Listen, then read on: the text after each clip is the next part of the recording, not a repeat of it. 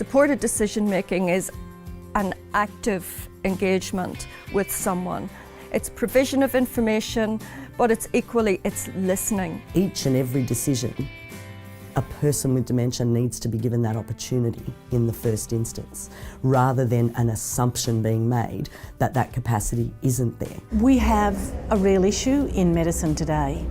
If someone has a diagnosis of dementia, that is often assumed then that they cannot make decisions. The ability to make decisions is not an all or nothing thing. It's people have, if you like, a sliding scale of ability to make decisions when they have dementia. People with dementia do need support to make decisions, like all of us. They need some information, but it needs to be provided in a simple and clear way.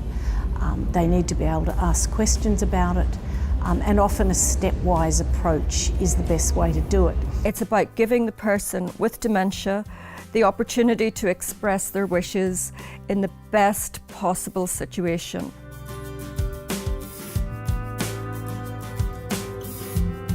I'm Ron Sinclair, and my wife was Diana. She got early onset familial dementia, Alzheimer's disease probably. For me, I struggled to know how to allow her to make certain decisions about what she was going to do and weigh out what the risks were.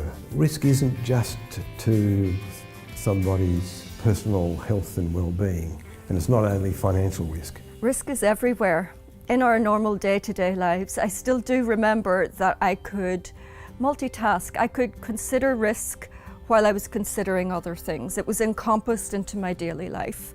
For me now, my thought processes are probably a bit different, and quite often the risk element doesn't come into play as often or as regularly as I wish it did.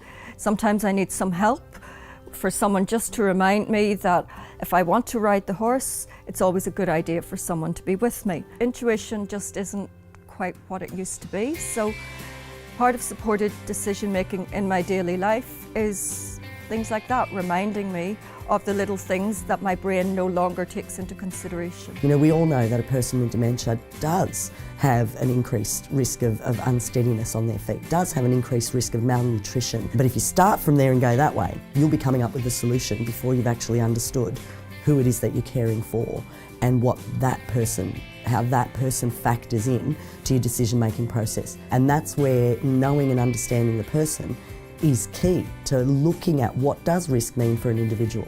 Because for one person's risk is another person's life.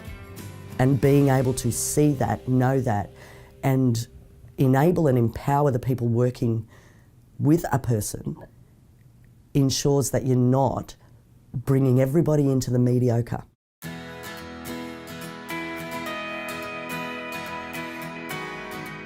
Allowing people to make some decisions for themselves, even if there's risk involved, is really important. You can't live in cotton wool.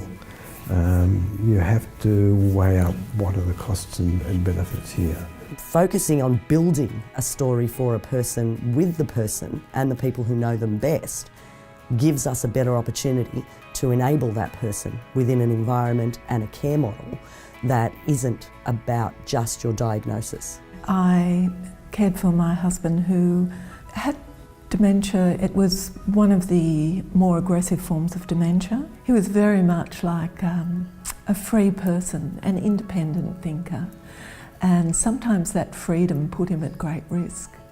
And so we had to negotiate ways around that.